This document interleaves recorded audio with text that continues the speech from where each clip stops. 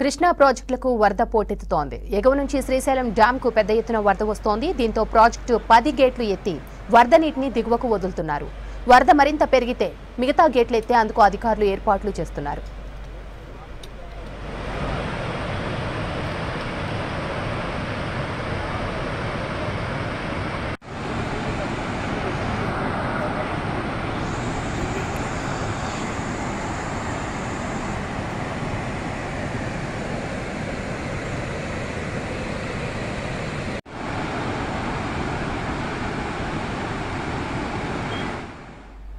కర్ణాటక ఎగువ ప్రాంతాల్లో కురుస్తున్న భారీ వర్షాలతో కృష్ణానది పరివాహక ప్రాంత ప్రాజెక్టులు నీటితో కలకలాడుతున్నాయి. ఎగువన ఆల్మట్టి, నారాయణపూర్ డ్యాంల నుంచి జూరాలకు భారీగా వరద నీరు చేరుతోంది. అటు జూరాల ప్రాజెక్టుకు వస్తున్న వరదను వచ్చినట్టే శ్రీశైలానికి వదులుతున్నారు.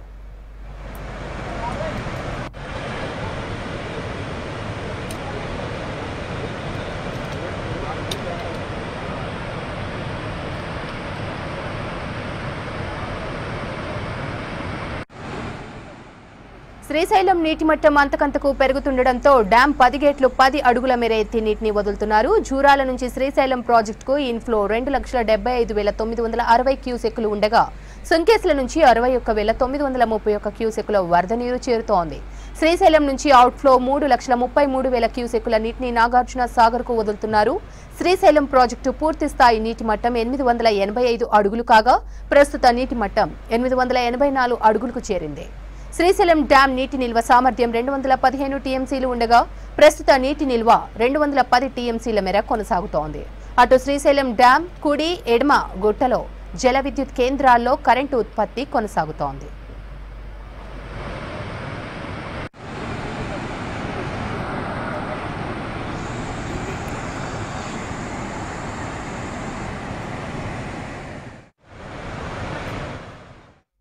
కృష్ణానదికి వరద పెరగడంతో తీర ప్రాంతం ప్రజలను అలర్ట్ చేశారు అధికారులు. కొల్లాపూర్ నియోజకవర్గ రెవెన్యూ, పోలీస్ అధికారులు అప్రమత్తమయ్యారు. కొల్లాపూర్, పెంట్లవెల్లి మండలాల్లోని కృష్ణా తీర ప్రాంత గ్రామాల్లో ప్రజలు, మత్స్యకారులు అప్రమత్తంగా ఉండాలని హెచ్చరికలు జారీ చేశారు.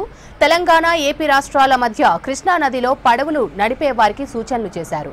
కృష్ణా, తుంగభద్ర నదుల వరద తాకిడితో శ్రీశైలంలో 884 అడుగుల వరకు నీరు చేరడంతో కృష్ణా బ్యాక్ వాటర్ సోమశిల, ఎల్లూరు, అమరగిరి తీర ప్రాంతాలను తాకింది.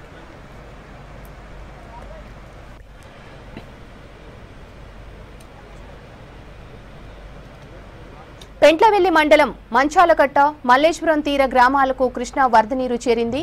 మంచాలకట్ట దగ్గర నదీ తీరం సముద్రాన్ని తలపిస్తోంది. తెలంగాణ, ఏపీల మధ్య బోట్ల రాకపోకలు బంద్ చేశారు. కృష్ణా నదిలో తుంగభద్ర నది కలిసే ప్రాంతం నుంచి దిగువకు వరద ఉధృతి పెరుగుతోంది.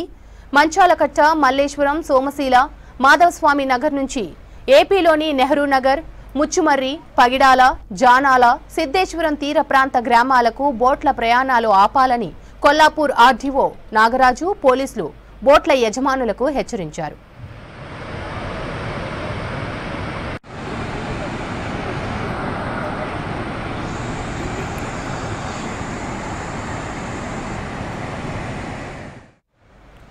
గతేడాది కృష్ణానదికి ఆశించిన స్థాయిలో ప్రవాహం లేకపోవడంతో వానాకాలంలో సైతం కృష్ణా జలాలు సోమశీల బ్యాక్ వాటర్లో ఉన్న దర్గా దగ్గరకు కూడా నీరు చేరలేదు.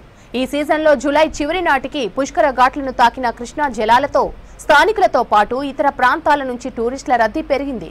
సోమశీలలో టూరిజం కాటేజీలు, ప్రైవేట్ కాటేజీలు ఉన్నాయి. ఇక్కడ బ్యాక్ వాటర్లో బోటింగ్ కు పబ్లిక్ ఎక్కువ ఇంట్రెస్ట్ చూపిస్తారు.